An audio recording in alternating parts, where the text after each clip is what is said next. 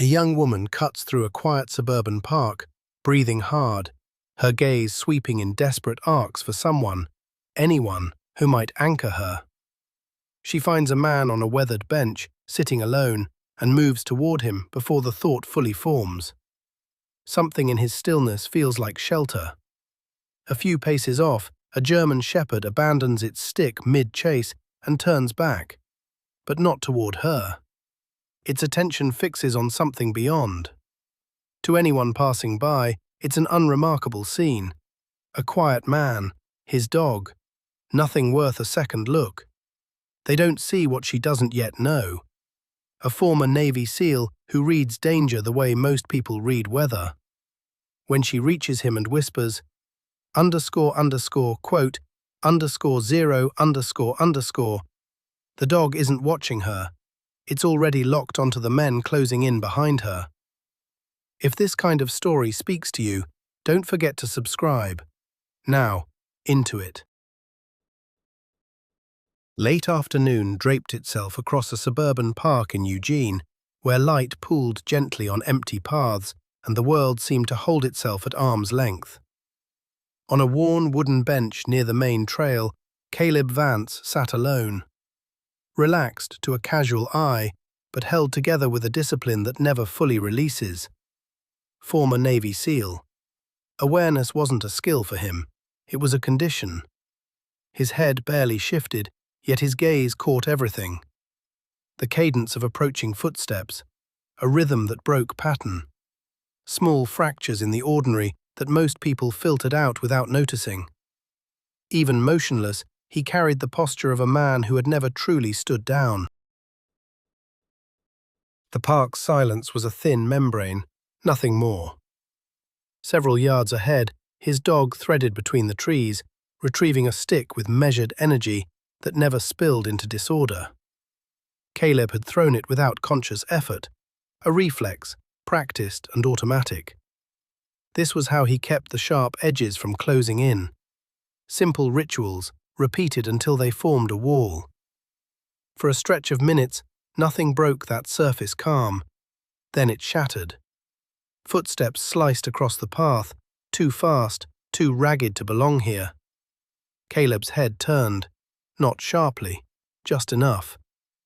A young woman appeared, moving as though something behind her carried mass and intent. She wasn't dressed for running. Her breathing followed no sustainable pattern. Dark strands of hair stuck to her face, and her eyes darted in rapid bursts, never settling long enough to find safety. She reached him before she'd fully stopped. Her hand seized his sleeve, fingers clenching as if he might vanish the moment she let go. "Please, help me," she whispered, her voice thin but urgent, something balanced on the edge of breaking. "They're coming." Caleb didn't pull away. He didn't offer comfort either. He looked at her, truly looked. Words could be rehearsed, but fear like this didn't originate in the mind. It lived deeper, in the stutter of her breathing, in shoulders that couldn't unclench even while standing still. "My father-in-law," she managed, swallowing hard. "He's been hurting me. I ran. I didn't know where else to go." The words came unevenly. The truth beneath them did not waver. His training told him the threat was already seconds out. Behind her, a soft disturbance moved through the leaves. The dog returned. Elena noticed too late. Sound reached her first, soft, measured steps behind her. By the time she turned, it was already close, larger than she expected. Body wound tight with power, each step controlled like something deliberately closing distance. For one frozen instant, it felt like it had chosen her. Her breath locked. She couldn't move. Its eyes met hers, sharp, unblinking. Not wild, focused in a way that compressed her chest. No bark, no bared teeth. That silence was worse. It looked like something that didn't need to warn before it acted. Caleb's voice arrived, low and steady. A beat of silence. She didn't understand, but she held still. The dog reached her, then moved past. So close, she felt the displaced air brush her skin. Its attention slid off her entirely, as though she had never been the point. Its head turned, body dropping slightly lower, focus locking onto something farther down the path. Elena felt the shift then, that invisible tightening of the space around them. The dog hadn't been coming for her. It had been coming through her. It stopped at Caleb's side, positioned just ahead of him, body angled toward the trail. Steady. Ready. No command given. Caleb followed its line of sight, and then he saw them. The man out front moved with a kind of ease that had nothing to do with genuine concern. His steps were deliberate, his face arranged into something that looked like composure, but underneath it sat control, not worry. Walter Cross carried himself like a man accustomed to obedience, the kind who never raised his voice because he'd never had to. Authority wasn't something he claimed, he simply assumed it had always been his. The two behind him were different. One was built heavy, shoulders pitched forward, his whole frame angled like a man perpetually bracing for contact. The other couldn't hold still, eyes darting from detail to detail, never resting long enough to trust any of it. Walter's gaze found Elena first, then it slid to Caleb. Quiet. Measuring. When he spoke, his voice wore a warmth that had been rehearsed. "There you are," he said, as though all of this amounted to nothing more than a minor inconvenience. "You've had everyone worried." Elena's grip tightened. Caleb felt the tremor pass through his sleeve into bone. Quote _9 __. Walter went on, shifting his attention fully to Caleb now. His tone stayed level, almost apologetic. Quote _10 _. The words landed clean, smooth, reasonable, designed to. Elena shook her head, barely pushing sound past her throat. Caleb didn't turn to her. He didn't need to. What he already saw was enough. Around them, the park kept moving as though nothing had changed. A couple slowed their pace, watching just long enough to recognize this wasn't something they wanted any part of. Then they walked on. Distance was always easier than involvement. It always had been. Caleb stood from the bench, not abruptly, with a kind of inevitability. The space around him shifted as he rose. What had been open ground compressed into something defined, something with edges. Rex moved with him. No command given, no hesitation offered, just understanding. Elena's voice dropped again, nearly swallowed by the thin space between breaths. Quote _12 _. Caleb's eyes held on Walter. Calm, steady, unmoved by the version of truth being laid at his feet. He said nothing to her, but the way he positioned himself, just slightly forward, just enough to redraw the line between her body and theirs, said everything she needed to hear. He hadn't reacted immediately, but something behind his eyes had already shifted the moment he looked at Elena. Fear like hers didn't grow from confusion. It grew from repetition, from knowing exactly what came next. He rose from that bench slowly. No rush, no performance, just a half-step repositioned, enough to stand between her and the three men ahead. Rex changed with him. The loose, easy movement from moments before vanished. What replaced it was tighter, more intentional. His weight pressed slightly forward, distributed with precision. Each step small, measured, as though he were calculating distance and angle simultaneously. Ears pitched forward, spine subtly curved. Not from tension, from readiness. Walter kept his voice level, but whatever softness had lived in it was gone now. You don't understand the situation, he said, addressing Caleb the way a man explains something simple to someone slow. She hasn't been stable since my son passed. Daniel, he worked construction. A decent man. A pause, deliberate, letting the words settle as if they carried reason all on their own. We're not here for trouble. We just want to take her home, get her the help she needs. His eyes narrowed a fraction. Don't let her pull you into something unnecessary. Behind Caleb, Elena's fingers dug deeper, her voice barely holding its shape. __, quote _ 17 __.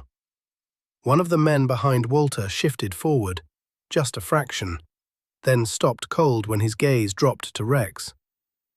Quote 18, he muttered, trying to sound dismissive, but the hesitation in his voice betrayed him before the sentence ended. Caleb didn't look at him. He decides that. The distance between them narrowed again. No one clearly moved first. No order was given, but the tension gathered anyway. Quiet, steady, like pressure building behind a wall that only needed the smallest push. Walter adjusted his tone, lower now. Edged with something sharper beneath the surface. Do you realize how this looks? He said. A man sitting alone in a park with a young woman who's clearly unstable. I can make one call and explain exactly what you're doing here. Caleb met his gaze without blinking. You can try. The heavier man behind Walter forced out a short laugh, more performance than feeling. It's just a dog. His next half step drew a response faster than instinct. A sharp crack split the air, jaws snapping shut a fraction short of skin. Not a miss, a message. The effect was instant. The man recoiled, a curse hissing through his teeth, his balance gone for a breath before he caught it. The second one went rigid, eyes locked on Rex, shoulders cinched tight, his body making the decision his mouth hadn't formed yet. __, quote _ 24 __. His voice had thinned to almost nothing. Whatever boldness he'd carried seconds ago, erased. Walter didn't retreat, but for the first time, he went silent. His gaze tracked from Rex to Caleb and back again, recalibrating. Something had entered the equation that wasn't there before. Caleb spoke low, every syllable precise. She said no. Nothing followed. Nothing needed to. The words settled into the gap between them like a weight pressed into wet ground. Tension coiled tighter, drawing everything inward. One more step from either direction would shatter it. Then, a siren. Thin at first, threading through the silence from somewhere along the road past the park. Growing sharper. The change was immediate. One of the men turned his head toward the sound.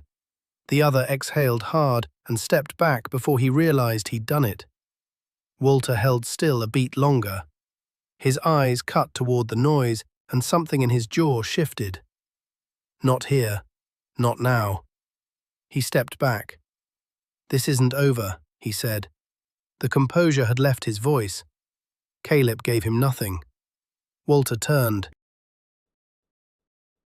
The two men fell in behind him without a word. Their pace was measured, but faster now. The swagger from before replaced by something tighter, more guarded. Within seconds, the trees swallowed all three of them. Rex didn't pursue. He held his ground, watching until every trace of them dissolved. His body stayed angled toward the path, as though the confrontation hadn't fully released him. Only when the space emptied completely did something in his frame ease, just slightly. The siren passed without slowing. Quiet returned, but it carried a different weight now. The apartment door shut with a soft click, and still Elena turned halfway, as if expecting it to swing open again. Her body hadn't registered yet that no one was following. Caleb saw it. He said nothing. He moved through the space with an ease that came from habit, placing things without thought, giving her room to find her footing inside the silence. Rex stopped near the entrance, didn't lie down, didn't settle, just held position, as though the outside world still had its hooks in the room. Elena stood motionless another moment, then released a long breath and sat. Her hands stayed tucked close, fingers clenching and unclenching with no rhythm. Time passed before words came. "Quote 25, she said, voice low, not looking for an answer. Caleb leaned into the wall, watched, listened. "Quote 26, she went on. "Quote 27. A pause, slight as a held breath. "Quote 28. Her gaze dropped to her hands, studying them as if they belonged to a stranger. "Quote 29. Caleb's face stayed still, but something in his posture gave, a barely visible shift in weight. Then I met Daniel. For the first time, her voice softened at the edges. He didn't look at me like I was temporary, didn't ask me to turn into someone else. He just... She stopped, left the sentence open. Silence moved back in, but it held warmth this time. Not emptiness. "He's gone now," she added, quieter still. And after that, it felt like I stayed in place, but everything around me became something different. Caleb gave a single nod. "And Walter?" Elena's jaw locked. __quote _35 __. Rex shifted near the door, ears tilting toward her voice. "Quote 36 quote," she said. "Quote 37 quote." Caleb pushed away from the wall. "Quote 38 quote." She looked up, uncertain. "Quote 39 quote." He didn't answer right away. Instead, he reached for his phone and stepped to the side, placing a call. The voice on the other end picked up fast. Lucas Grant didn't bother with pleasantries. His tone belonged to someone accustomed to untangling difficult situations without letting feeling cloud the process. Caleb kept things short. Domestic abuse, ongoing, no reports filed, no hard evidence in hand. Lucas went quiet for a beat. Then, "You don't have a case, nothing that stands." Caleb glanced toward Elena. "There has to be a way." "There is," Lucas answered. "You just haven't found it. Medical records, footage, anything on paper. Without that, it's his word against hers, and you already know whose version carries more weight." The call ended shortly after. Caleb came back, his face composed but sharper now. "He records everything." Elena gave a slow nod. "Cameras inside the house. He said it was for security." A brief silence. "He showed me once while he was drinking." Caleb's gaze tightened just slightly. Another nod. That shifted everything. The following night arrived without sound. The house sat dark, exactly as Elena had described. Caleb entered without pause, using the code she'd given him. Rex stayed close behind, silent, alert, his attention locking in the moment they crossed the threshold.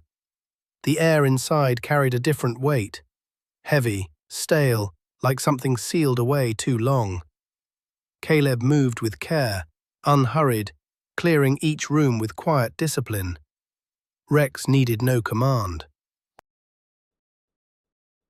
He began working on his own, slower than usual, muzzle low to the floor, pausing at certain spots, then pressing forward.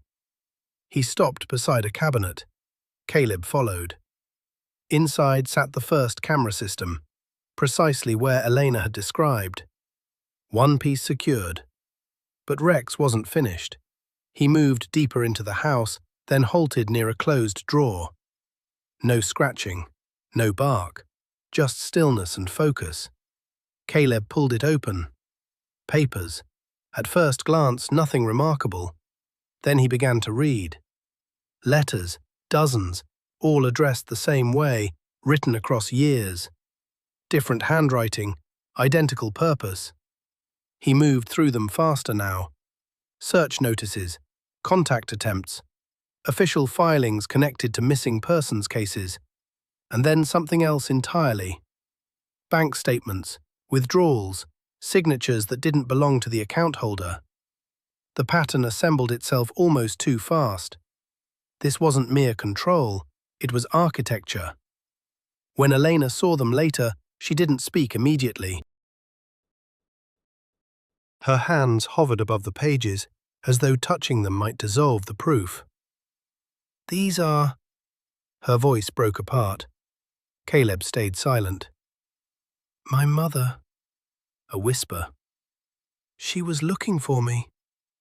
Each word arrived slowly, as if her mind required time to catch up with what her eyes had already confirmed. More pages, more evidence. "She found me." Her breath caught hard. "And he buried it." The understanding didn't land all at once. It spread, layer by layer, until there was nowhere left for it to settle, except everywhere. Everything she had believed about her life, about being unwanted, about standing alone, all of it shifted beneath her in a single moment. Her knees softened, and she had to lower herself down. __quote _50 ___. She couldn't finish. Caleb's voice came low and even. She looked at him. Something deeper than fear filled her eyes now. She said. Rex moved closer. Stopped just beside her. Not touching, but there. Elena dropped her head. Her shoulders shook once. Then again. This time it wasn't fear. Something was breaking open. By morning, the documents were no longer in Caleb's apartment. Lucas had them, and things began moving quietly, with clear intent. Calls placed, records examined, names run through systems that had overlooked them for years. When Lucas called back, his voice carried something different. Quote, 54. Quote, he said. Quote, 55. Quote. Elena didn't answer right away. The word hadn't become real yet. Quote, 56. Quote, he added. That evening the meeting was arranged. Caleb didn't press. He asked once whether she wanted it to happen here. She said yes. When the door opened, neither woman moved at first. The visitor stood on the threshold, hesitant, as if crossing it might confirm something she wasn't prepared to hold. Elena remained where she was, her thoughts louder than the silence stretching between them. Elena said softly. The woman answered. That was enough. They moved toward